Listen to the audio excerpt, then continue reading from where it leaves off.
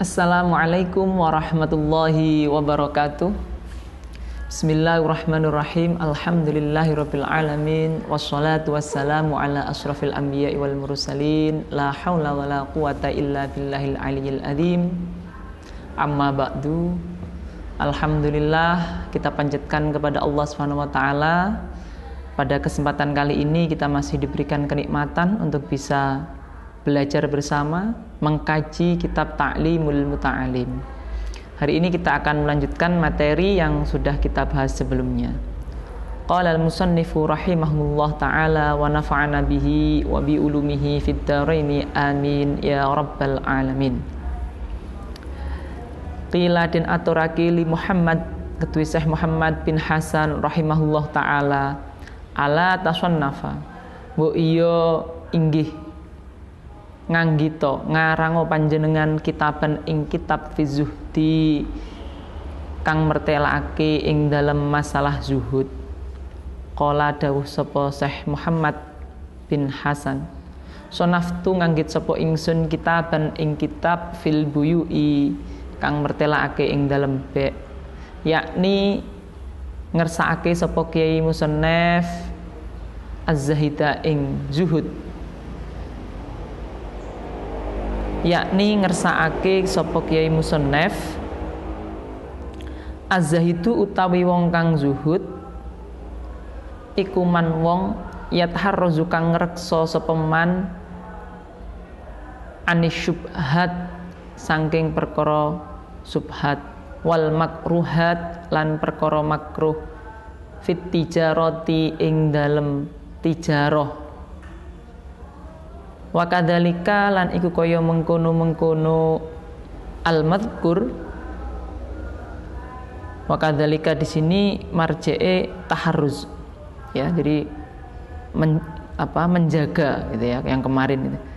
Yajibu wajib fi sa'iril muamalati ing dalem sekerine pira-pira muamalah wal harfilan pira-pira penggawean. Jadi suatu ketika ada yang meminta kepada Syekh Muhammad bin Hasan untuk mengarang satu kitab tentang zuhud. Tetapi beliau menjawab, saya akan mengarang kitab tentang be atau tentang jual beli.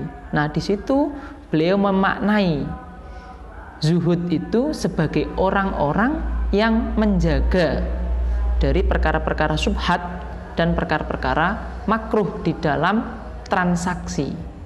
Jadi ketika diminta untuk mengulas mengarang kitab zuhud, beliau menjawab akan mengarang kitab B. Kenapa? Karena dalam perspektif beliau yang dimaksud dengan orang zuhud itu adalah orang-orang yang menjaga dari subhat dan juga menjaga perkara makruh di dalam transaksi jual beli. Wa kadzalika yajibu fi syairil muamalat. Begitu juga kalau kemarin kita wajib untuk menjaga dari perkara subhat, ya. Fi syairil muamalat, dalam segala akad, dalam berbagai transaksi. Jadi semua transaksi, semua pekerjaan yang kita lakukan ini harus kita jaga dari perkara-perkara yang subhat. Nah, sehingga kita masuk ke dalam kategori orang yang zuhud. Jadi tidak terbatas pada profesi tertentu. Syairil muamalat, semua profesi, semua akad, semua transaksi, dan juga semua profesi. Wa kuluman utawi saben-saben wong istahola kang ketungkul sapa man bisyai'in kelawan suwiji-wiji minha ay min hadhil madhkurati saking iki pira-pira perkara kang den tuturake yuftaradu iku yuftaradu den fardhuake alaihi ing atase man apa ilmu taharruzi ngaweruhi ilmune ngreksa anil harami saking perkara haram fihi ai fi dzalika syai' ing dalem mengkono-mengkono suwiji-wiji. Jadi setiap orang yang berkecimpung dari perkara-perkara yang sudah disebutkan, baik orang itu berprofesi sebagai dokter, orang itu berprofesi sebagai pedagang, orang itu berprofesi sebagai petani, yuftaradhu alaihi at-taharruz anil haram. orang tersebut harus memiliki pengetahuan terkait dengan perkara-perkara haram, sehingga dia bisa menjaga dari perkara-perkara yang haram di dalam profesi masing-masing. Kalau misalnya seorang dokter, dia harus tahu apa yang boleh saya lakukan, apa yang tidak boleh saya lakukan. Kalau dia itu sebagai seorang pedagang, transaksi seperti apa yang diperbolehkan, transaksi seperti apa yang tidak dibolehkan. Juga untuk profesi-profesi yang lain, sehingga kalau kemudian dalam perkembangan ilmu pengetahuan kita mendengar ada orang-orang yang ilmuwan, lah kita katakan ilmuwan, mencoba untuk merekayasa kehidupan dengan berbagai upaya. Nah, sehingga ketika kita tahu mana rambu-rambunya, rambu-rambu yang boleh mana, rambu-rambu yang tidak boleh mana, sehingga kita akan tahu. Wakadzalika hale kaya mengkono-mengkono yuftarodu den fardhuake alaihi ing atase man apa ilmu ahwalil qulubi, ilmune tingkai ati, minat tawakkali nyatane tawakal, wal inabati lan inabah, ai arrujuk ilallah, wal khosyati lan wedi Allah, waridho lan ridho, fa innahu mongko temen setuhune ilmu iku waqiun kang tumiba fi jami'il ahwali ing dalam sekabehane tingkah. Begitu juga diwajibkan bagi setiap orang yang memiliki profesi apapun dia profesinya untuk memiliki ilmu terkait dengan tata kelola hati, seperti tawakal. Apapun profesinya, misalnya taruhlah dia seorang dokter, ketika dia bisa mengobati seseorang, kalau dia tidak memiliki sikap tawakal, maka bisa jadi di situ akan muncul kesombongan bahwa berkat dialah orang itu sembuh, padahal hakikatnya tidak. Hakikatnya segala sesuatu itu dari Allah. Adapun dokter memberikan obat, maka tidak lebih dari ikhtiar manusia saja. Begitu juga petani, begitu juga pedagang. Misalnya petani, kalau tidak saya kasih obat ini dan itu, hasil pertanian saya tidak bisa maksimal. Itu bisa sampai pada kesombongan. Nah, ketika seseorang itu memiliki sikap tawakal, maka orang itu tidak bisa sombong dan menyerahkan segala sesuatu itu kepada Allah.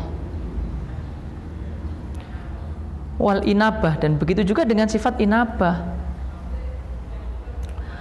Wal khosyah, dan juga seseorang itu dituntut untuk memiliki rasa takut kepada Allah. Kalau orang itu tidak memiliki rasa takut kepada Allah, maka yang terjadi segala sesuatu itu akan bertentangan dengan rambu-rambu yang sudah ditetapkan oleh Allah. Nah, rambu-rambunya di mana? Ya tentu bersumber dari Al-Quran dan hadis. Itu sebagai sumber hukum primer. Kalaupun kemudian ketika kita berbicara tentang ajaran agama Islam, ada silang pendapat, ada yang mengatakan 3, ada yang mengatakan 4, itu sebagai bagian dari hasanah keilmuan kita. Waridho, begitu juga dengan ridho. Kalau seandainya misalnya seorang petani dia gagal, maka dia akan ketika dia memiliki ahwalul qulub, ilmu ahwalul qulub, maka dia bisa mudah untuk menerima segala keputusan yang dia dapatkan dari Allah. Fa innahu waqi'un fi jamil ahwal. Kenapa orang itu dituntut untuk memiliki ilmu untuk mengelola hati? Fa innahu waqi'un fi jamil ahwal, karena hal itu akan terjadi pada berbagai kondisi. Tidak melihat profesi, tidak melihat faktor kaya atau miskin, semua akan membutuhkan pengetahuan tentang tata kelola hati. Orang kaya, bagaimana dia bisa menjadi orang kaya yang baik, tidak sombong. Orang yang, mohon maaf, orang yang miskin, bagaimana dia bisa bersikap sabar. Itu semua bagian dari ahwalul qulub. Kalau kita tidak bisa memanage hati, maka kita akan mudah untuk terprovokasi oleh ajakan-ajakan syaitan. Wa syarful ilmi utawi mulyane ilmu iku la yakhfa ora samar ala ahadin ing ngatasi wong suci idwa krana utawi ilmu iku mukhtasun den khususake bil insaniyati kelawan sifat insaniyah. Kemuliaan ilmu itu tidak samar. Kenapa? Karena ilmu itu dikhususkan bagi hal-hal yang bersifat insaniyah, dimensi-dimensi kemanusiaan. Contoh tawakal, contoh ridho, itu bagian dari ilmu. Nah, ridho, tawakal, khosyah, takut kepada Allah, itu bagian dari sifat insaniyah. Itu hanya ada pada manusia. Li'anna jami'il khisali, karena teman setune sekabehane pakerti siwal ilmi kang sakliyane ilmu iku yustaraku persekuton fiha ing dalem jami'il khisal sapa al insanu menungso wasairil hayawanati lan sekerine pira-pira hayawan. Karena segala hal selain ilmu itu akan ada pada manusia dan juga akan ada pada binatang. Contoh di sini dikatakan kasyajaah. Kasyajaati kaya sajaah. Sajaah itu pemberani, kendel. Wal jur'ati lan kendel. Jadi sajaah dan jur'ah itu muradif. Wal kuwati lan kuat. Ketika sikap ini ada pada diri manusia, sehingga kita bisa menemui orang-orang yang memiliki sikap pemberani. Tetapi kita juga melihat ada binatang-binatang yang pemberani. Contoh misalnya kalau kita pernah melihat di televisi kawanan singa yang menyerbu kerbau atau menyerbu binatang lain, taruhlah banteng atau kerbau berani untuk melawan. Nah, kerbau ini memiliki sifat sajaah, dia memiliki sifat pemberani. Manusia juga punya sifat pemberani. Nah, kenapa sifat ini ada pada manusia dan juga ada pada binatang? Karena yang namanya sajaah, yang namanya keberanian itu bukan bagian dari ilmu. Beda dengan takwa, beda dengan inabah, ya, beda dengan ridho dan ilmu-ilmu yang lain. Wal judi lan luman, wasyafaqati lan bangete welas, wa ghairiha lan liyane mengkono-mengkono sajaah ilah siwal ilmi kang sak liyane ilmu. Jadi sebagaimana yang saya katakan tadi, bahwa selain ilmu itu juga dimiliki. Jadi segala hal yang bukan bagian yang tidak dikategorikan sebagai ilmu itu juga ada pada diri binatang. Wabihi lan kelawan ilmu adharo mertelake sebab Allah Ta'ala fadla adama ing keutamaane Nabi Adam alaihi salatu wassalam alal malaikati ing atase pira-pira malaikat.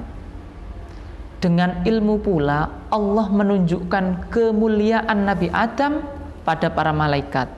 Sehingga kalau kita tahu bagaimana kelanjutan, bagaimana cara Allah memuliakan Adam, wa amarahum lan perintah sapa Allah ing malaikat bisujudi kelawan sujud lahu maring Adam. Nah, ini cara Allah memuliakan orang-orang yang berilmu. Nah, kemudian apakah ketika kita menghormati orang yang berilmu itu dengan cara bersujud?